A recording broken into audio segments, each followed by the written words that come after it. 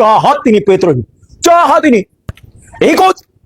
Ya, ini ada surat penangkapan dari para munyo ini ya. Wah, jadi di sini kalau dilihat sebenarnya munyo-munyo ini harusnya baik.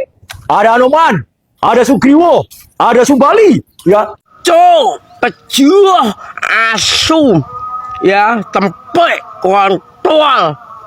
Ya, aku menyikapi info nih, Roy Suryo ambil dokter Tipa dibebaskan. Aku nang hatiku gak terima, coy.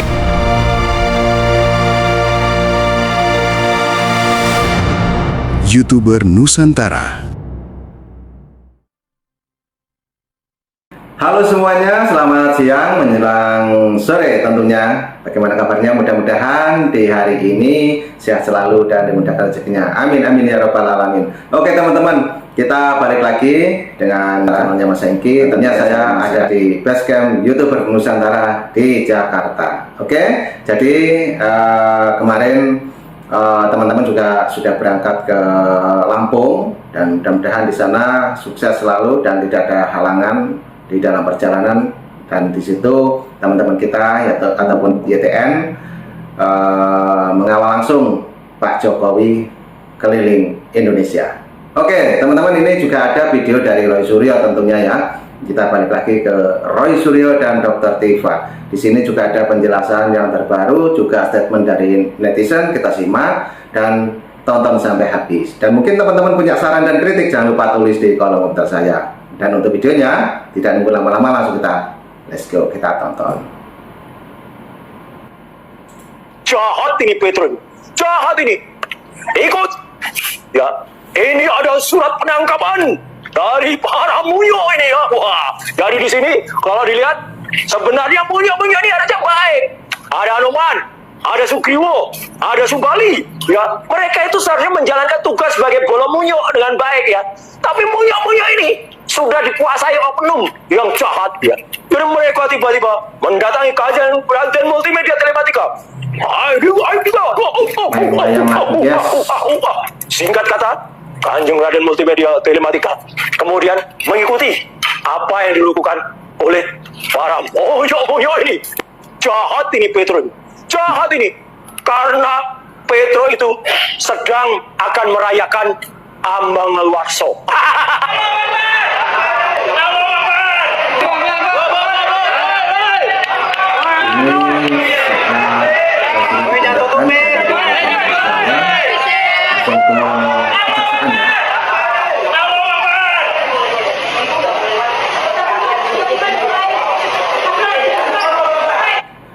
Nah, oke teman-teman, kita break sebentar untuk videonya, dan karena videonya ini juga masih panjang, itulah tadi Roy Suryo setelah dibebaskan dan dia lagi-lagi memainkan wayang seperti yang kita saksikan tadi teman-teman ya.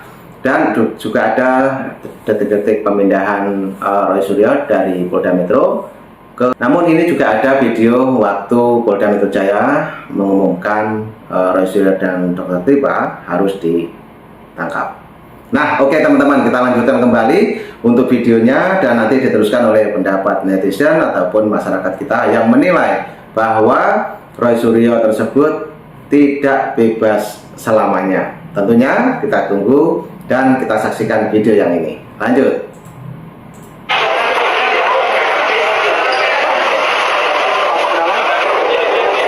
Kami dari Direktorat Reserse Kriminal Umum Polda Metro Jaya ingin menyampaikan informasi terupdate terkait dengan penanganan perkara dugaan fitnah atau pencemaran nama baik terhadap Insinyur Haji Joko Widodo yang kami tangani berdasarkan 4 laporan polisi yang diterima oleh Polda Metro Jaya. Dugaan tindak pidana yang terjadi adalah dugaan tindak pidana pencemaran nama baik dan atau fitnah dan atau menghasut orang lain untuk melakukan perbuatan pidana dan atau menyatakan penghinaan di muka umum dan atau menyebarluaskan dengan sarana teknologi informasi pernyataan perasaan permusuhan dan atau memanipulasi penciptaan, perubahan, pengerusakan informasi elektronik yang dianggap seolah-olah data yang otentik dan atau mengubah, mengurangi, melakukan transmisi, merusak, memindahkan, menyembunyikan suatu informasi elektronik milik orang lain. Roy Suryo. Nah, oke, teman-teman, itu tadi sekelumit waktu Polda Metro Jaya mengumumkan bahwa Roy dan Tifa harus segera ditangkap, dan itu tadi pengumuman dari Polda Metro. Namun kemarin juga sudah terjadi penangkapan Roy Suryo di pagi hari, kalau nggak salah sudah 1 minggu ini, teman-teman ya. Dan kemarin setelah ditangkap langsung dapat 2 hari dia dibebaskan. Nah, untuk Roy Suryo sendiri dan Dr. Tifa belum tentu bebas selamanya, namun masih ada tahap-tahap yang harus dilakukan lagi. Oke, kali ini kita dengarkan pendapat dari netizen, dan tentunya nanti kita simak bareng-bareng, dan tentunya mungkin teman-teman punya saran dan kritik, jangan lupa tulis di kolom komentar saya. Oke, lanjut lagi kita dengarkan bapaknya yang di dalam mobil ini memberikan statementnya. Lanjut kita tonton. Dr. Tifa dan para pendukungnya sudah terlanjur senang-senang ya, karena permohonan penangguhan penahanannya kemarin dikabulkan. Mereka lupa bahwa kasusnya sekarang sudah dilimpahkan ke Pengadilan Negeri Jakarta Timur. Jadi nanti sidangnya di Pengadilan Negeri Jakarta Timur. Padahal mereka udah terlanjur senang-senang, udah terlanjur merasa menang, udah terlanjur merasa bebas. Dan yang paling penting, kedua orang itu sudah menunjukkan bahwa dia sehat. Nah kan, kemarin kan pura-pura sakit, yang satu pura-pura lumpuh, nggak bisa berdiri pakai kursi roda. Tapi tiba-tiba saat penangguhan dikabulkan, langsung seger bisa berjalan. Begitu juga satunya, langsung kelihatan seger, maunya langsung jelas. Mereka tidak tahu bahwa sesungguhnya mereka sudah masuk jebakan. Jadi kalau nanti sudah diputuskan pidana kurungan, entah itu 5 tahun, entah itu 12 tahun, mereka tiba-tiba sakit, kita semua udah tahu dong, berarti sakitnya pura-pura, ya kan? Ya, mana pendukung tukang panci pasti deg-degan, pendukungnya Dr. Tifa pasti gemeteran. Rasain lo udah masuk perangkap lo. Roy Suryo dan Dr. Tifa akhirnya ketekong isi lo. Salam APBN, ambil positif, buang negatif, tonton videonya sampai habis. Ini drama kata gue udah kayak kamu bubur naik haji kata gue ya. Udah dari zaman bahwa zaman kapan tuh sampai akun gue hilang, gue udah bahas tuh kasusnya Roy Suryo ijazah palsu. Sekarang sampai akun gue baru, gue bahas lagi nih Roy Suryo. Bedanya yang ini udah ketekong sayang. Angkanya kata gue, Pak Roy ngapain ngurusin ijazah orang? Ya, itu yang lu urusin, itu udah ngejabat jadi presiden 2 periode alias 10 tahun. Masa iya perlu saya kasih tahu lagi? Ngana vokal-vokal tuh berdua ya kan, Roy Suryo and the gang with Dr. Tifa and the gang ya kan, udah vokal banget, udah kenceng banget, udah nyebar luasin hoax, fitnah segala macam, bukti tidak valid dan segala macam. Sekarang ketekong. Alasan ketekongnya apa? Karena pihak kepolisian sudah menyatakan data kalian itu P21 alias berkasnya dinyatakan lengkap. Kalau dari awal ya, seorang Roy Suryo dan Dr. Tifa ini memiliki bukti yang kuat terkait ijazah Bapak Joko Widodo yang pelsong, kenapa ini orang malah yang ditekong? Kalau emang nih Roy Suryo dan Dr. Tifa benar, kan harusnya yang ketekong Pak Jokowi. Ini ngapain ketekong dia orang? Di negara yang berbasis hukum, tuduhan itu harus dibuktikan. Lucunya selama bertahun-tahun, bahkan setelah beliau, Bapak Joko Widodo, sudah selesai dalam masa jabatannya, ini tentang ijazah berita muter-muter di situ-situ aja, di situ-situ aja. Setiap kali ada klarifikasinya dianggap sebagai apa? Konspirasi. Padahal dari pihak Universitas Bapak Joko Widodo itu juga sudah mengonfirmasi kalau ijazah Joko Widodo itu asli. Tapi ini tetap aja nih, Roy Panci sama Dr. Tifa nih tetap aja. Lu tau nggak cara nangkep Dr. Tifa gimana? Ini Dr. Tifa lagi mau ujian S3 nih ya. Kalau dari berita-berita yang gue baca nih, Dr. Tifa lagi mau ujian S3 di UI ya kan, S3 kedokteran di UI. Ya,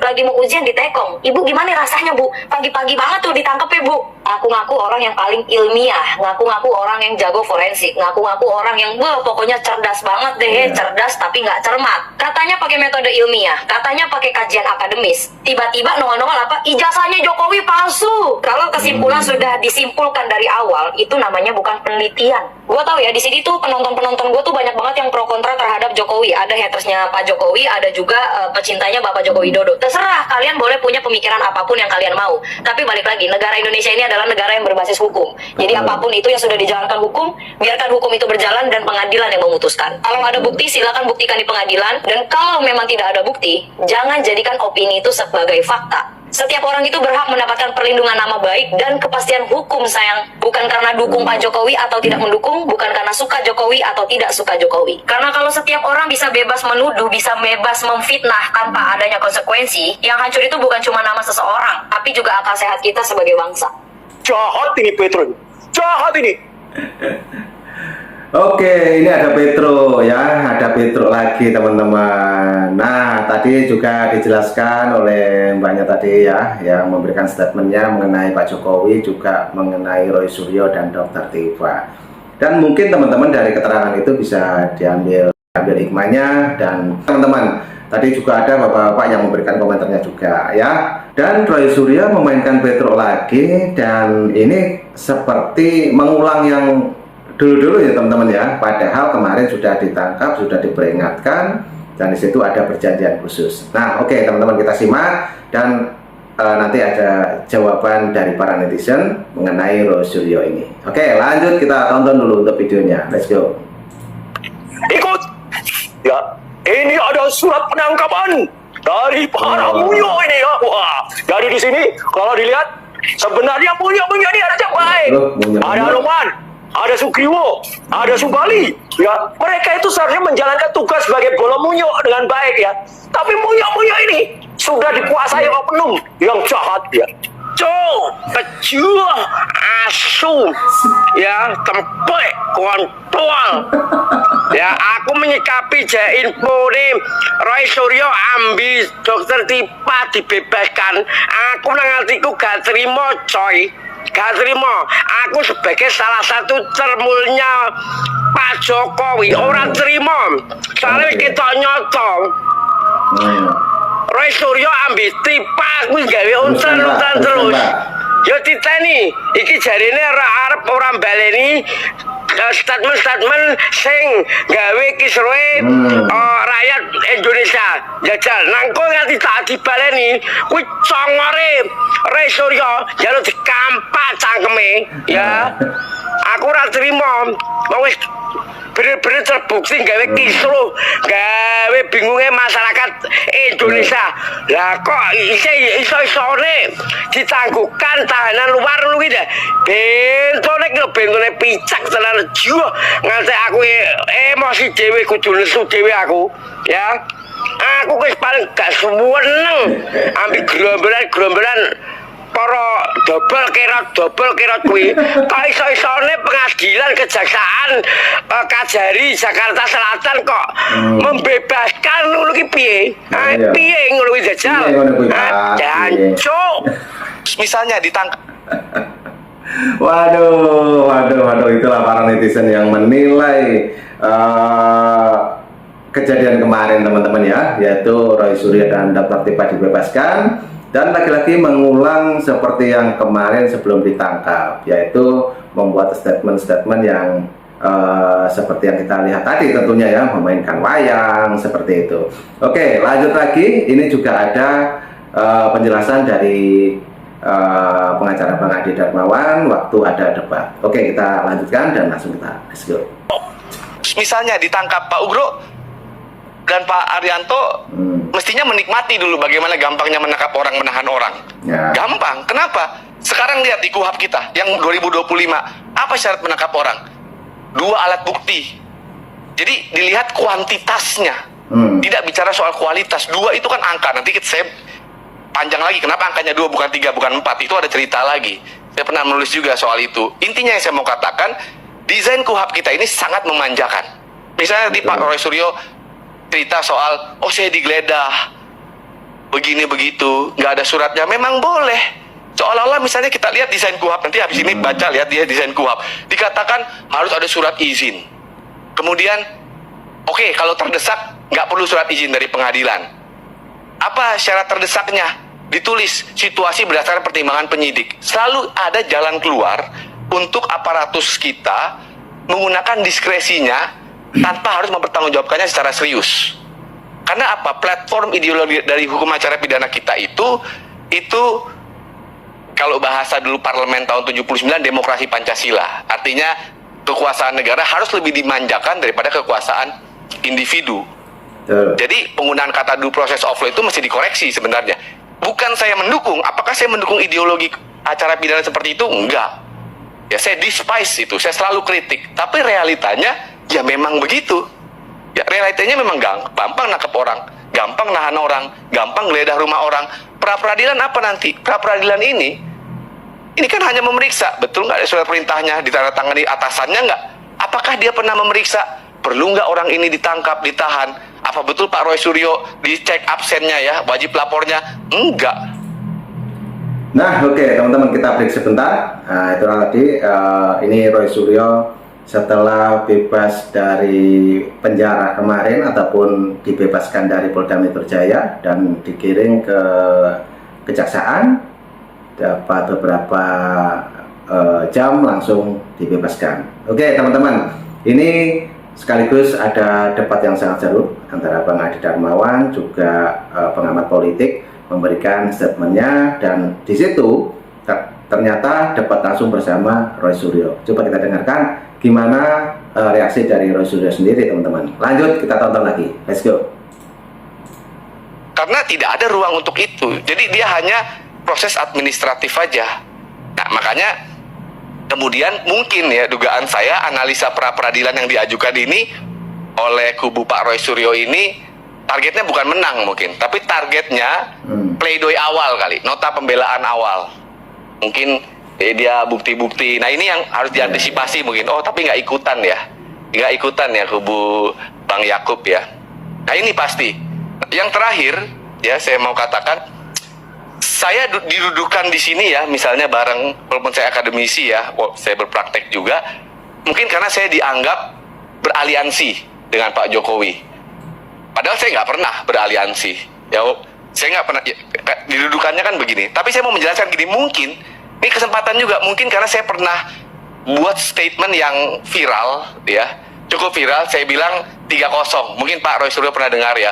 Bang Sangaji pernah marah juga. Saya bilang waktu itu kalau saya komentator, saya bilang gini, kalau saya ini pertandingan, saya komentator nih, saya bilang nih skornya 3-0 nih babak pertama.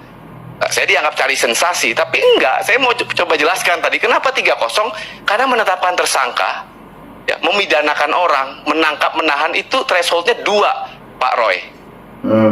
Ketika Bapak udah jadi tersangka sudah pasti lebih dari 2. Saya ilustrasikan, saya tambah 1, 3-0. Nah, tetapi dengan dikabulkannya, bukan dikabulkan ya, tidak ditahannya ini, menurut saya ini jadi 3-1 sekarang. Tetap, mohon maaf Pak Roy, tetap Pak Roy ketinggalan. Kenapa? Karena kan masih tersangka, tetap akan sidang. Nah, apakah 3-1 ini jadi 3-3, 3-4, atau malah jadi 5-1? Nanti kita lihat di pengadilan. Kenapa? Karena jujur aja, karena Pak Roy ini memiliki mountain to climb atau gunung yang harus didaki. Kenapa gunung yang harus didaki? Karena bukti-bukti yang digunakan untuk menyerang Pak Roy ini bukti-bukti yang sifatnya signifikan. Misalnya apa? Tadi pengakuan Bang Yakub, pengakuan dari UGM. Kemudian lab for Polri misalnya. Kemudian ada banyak lah ya, misalnya keterangan dari koran dan lain-lain. Bukan tidak bisa dibantah. Ya bisa dibantah. Tetapi apakah Pak Roy punya instrumen untuk membantah itu? Misalnya begini. Apakah Pak Roy punya kesempatan untuk menunjuk ahli yang Pak Roy tunjuk sendiri untuk memeriksa keaslian ijazah itu? Apakah pernah diberikan kesempatan? Itu dia. Enggak pasti, karena hukum Indonesia juga tidak menyediakan itu. Ya, karena itu konsekuensi tadi hukum Indonesia yang memanjakan aparatus itu, memudahkan orang supaya bisa memidanakan orang dengan sederhana. Karena logikanya aparatur penegak hukum ini bekerja untuk kepentingan orang banyak, sedangkan pengacara misalnya atau terdakwa hanya kepentingannya diri sendiri. Nah itu analisa saya. Jadi saya mengatakan Pak Jokowi leading unggul itu saya sebagai komentator pertandingan, observer saya. Oke. Bukan saya cari sensasi, saya mau mendukung membabi buta habis-habisan kubu Pak Jokowi, enggak. Ya, tapi saya katakan bahwa oh iya, karena sudah tersangka, ya threshold tersangka di Indonesia itu kuantitas 2, ya bukan kualitas, ya saya tambahkan 1, 3. Nah sekarang dengan tidak ditahannya karena ada persimpangan jalan tadi yang analisa yang saya jelaskan tadi, saya kasih oh ini 3-1 nih sekarang. Tapi pertandingan belum berakhir. Ya, Sekali lagi. belum berakhir. Itu Pak Karni, analisa saya mudah-mudahan dapat memberikan konteks dari apa yang kita bicarakan. Iya. Oke teman-teman, gimana? Sudah jelas? Sudah jelas kan? Itu tadi Roy Suryo tidak memotong-motong pembicaraannya lagi, alias bengong di situ, mendengarkan statement dari abang tadi ya, pengertian tentang pembebasan Roy Suryo tadi juga diterangkan banyak sekali pengacara ataupun pengamat politik yang menerangkan tentang Roy Suryo dan Dr. Tiva ini bahwa dia belum berakhir teman-teman. Namun tadi juga dijelaskan bahwa masih unggul Pak Jokowi, ibaratkan main sepak bola masih 3-1 teman-teman. Bagaimana menurut teman-teman semuanya? Mungkin ada yang mau berkomentar juga mengenai Roy Suryo dan statement dari netizen. Silakan tulis di kolom komentar saya. Oke teman-teman, cukup itu dulu yang kita tonton. Sehat selalu, ambil hikmahnya. Dan mungkin teman-teman yang mau berkomentar jangan lupa tulis di kolom komentar sekarang juga. Oke, dari itu Mas Hengki dari Basecamp YouTube Nusantara di Jakarta. Terima kasih semuanya. Sehat selalu, salam buat warga. Assalamualaikum warahmatullahi wabarakatuh. Sampai jumpa. Thank you.